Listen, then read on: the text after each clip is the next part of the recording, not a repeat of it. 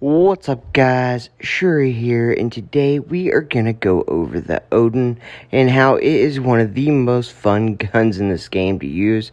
I absolutely love the reticle it gives, and it just really is one of the most consistent guns when you go from aim on to aim off.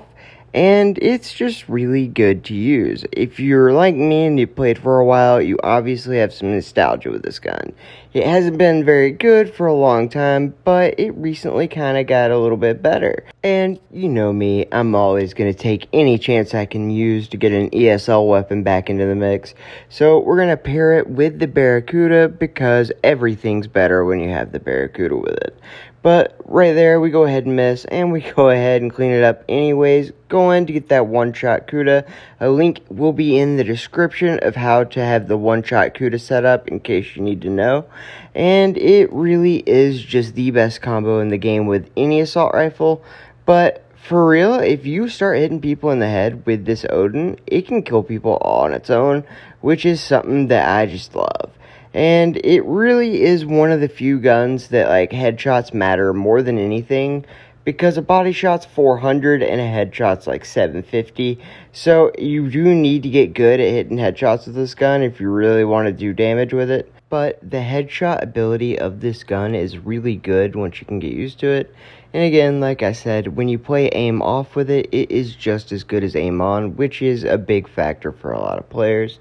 Just note that if you want to run around and kill people like the good old days with Odin, it's more possible than it used to be. It also gives slow effects when you shoot them, and it can shoot and burst while you're scoping. This can actually help you out a lot, especially on people who are standing still. But by far the biggest thing is you can get so much more points than people who are using stuff like Wasp, who, as you can see there, we're getting literally half the amount of points with the same amount of kills. It's just an absolutely good gun to get those headshot kills with, and headshot kills will end up getting you way more points. So it's one of the things that I like to tell people is if you can use a gun that'll get you headshots, it's better to even get less kills and use that gun. Because a Wasp player can get double the kills but half the points, it actually hurts your team overall in the points. But another thing to think about is using an Orion as your backup. It is one of the better shotguns, and it can help you out a lot when you get people that are at the max Orion range. To be able to get them with a nice 3600 headshot, it can really help you in the gunfight. But the biggest thing that you got to pay attention to is to make sure that you are always working on that Daredevil proc with your pants to be able to get the one-shot Cuda. It is really, really important to have that as your backup weapon.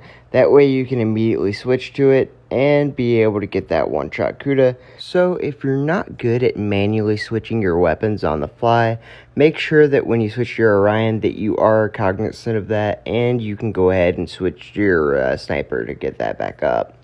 One thing here really sucked is we had a guy that wasn't playing, and he quit so he could lose trophies, so we had to play control points 3 versus 4, which, as you guys know, is the worst thing that can ever happen. Maybe besides playing ball 3 versus 4. But luckily I had 2 amazing teammates that actually stepped up and started just doing work. We ended up being able to pull this out, and we actually started doing better after the guy quit, which is kind of insane. But this kind of highlights a big problem not a lot of people are talking about. And that is people who are on the bubble of top 25%. They will actually quit games to ensure they lose trophies so they can play worse players. As you can see, he is right on that bubble, and he's able to quit games and lose a lot of trophies. That is why you can see where he'll get double-digit kills, then he'll go to low single digits. What it is he's bouncing between top 50% platinum and top 25%. And he's forcing his trophies to go lower on purpose so he can actually cheat and play people that he shouldn't be playing. This is something that happens quite a bit, and it's very toxic for the game, and it really just leaves players that aren't very good playing against people that are way better than the people they should be playing. It's really abusive, and it's just a really move. But it's all good, and I have great news, and this is kind of a sneak peek. This is me using a 3-finger claw for a video that I am currently recording on 4 and 3 finger claw, how to use it, and how that's going to benefit you from a standard 2 finger. It is going to make you be able to use your scope a lot better, throw grenades, knives, and do your bastion attachments, all without ever having to lift your thumbs up, which is an incredible advantage. It is almost every good player's way of being better, and there's really no way of getting around it. The problem is that at first it's very hard to do, and your fingers aren't going to like it. And it's also very hard to place the buttons in a way that your fingers are actually able to use them without hurting them. So I'm going to show you exactly how to place them for your fingers, because everybody's fingers are different lengths, and not a lot of people really get that. So they just copy their favorite streamer, and those fingers might be longer or shorter, and it makes it very uncomfortable and almost impossible to use. But there are ways of figuring this out, and that video will show you exactly where to place your buttons in exactly the way you hold your phone to make it work the best possible, and just tips and tricks of how to loosen your fingers up and make it less painful for those first couple days. And after that, it usually ends up being fine. So hopefully that video can come out in the next few days. It is going to be one of the best videos I've made to help people, and it really just does make that much of a difference. I suggest playing 4 finger claw, but not everyone wants to do that, so 3 fingers is all that's really necessary, so I'm going to go over them both.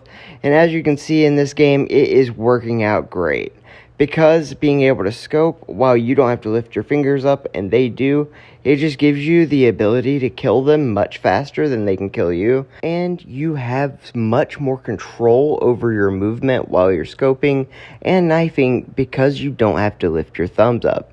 I can't overstate how important that really is. But right here, we are down by 70 points at the end of the game. We are in rough shape, but luckily, because of the claw, we were able to scope that guy while moving out of the way of his bullets. Then the gun really screwed up there, which kind of sucked because we're 1 kill away from losing. Luckily for us, our teammate was there to kind of distract him. We pulled out our other gun and made it work. If any of you know why the Odin didn't shoot there, please let me know, because I have absolutely no idea. Either way, we did come back by an unbelievable margin at the end and showed the Odin still has it, man. It's really nice, especially, like I said, when paired with this Kuda combo, and it really does help to have that 3 or 4 finger claw. I really suggest you guys try that out, and I will have that video out as soon as I can. It'll probably be like 3 or 4 days from now.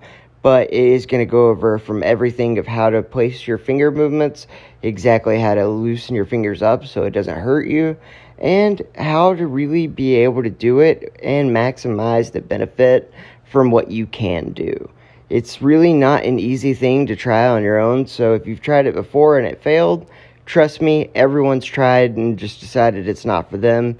But if you give it enough of a shot, I promise you, you'll never regret it. And again, please know that if you're using Odin with the Barracuda, you really need to do the 1-shot combo. It's going to help you do a much better job than if you don't. Also, using grenades to be able to place your enemies where you need them, and like right there, making sure that guy wouldn't press up on us, and if he does, he's going to be no health. That's how we're able to kill him and his other teammates and keep that guy from pushing up on us, giving us the win. Also, I wanted you guys to know Opal's so cute, but so is Booger, the original puppy who would sit on my face. Opal is about 10 times heavier, but he thought, why not me? And that's how Opal became a thing. Alright guys, I wanted to thank all my channel members and supporters for all they do, and just know I really appreciate it. And guys, I hope you like this video, and I hope you have a great day.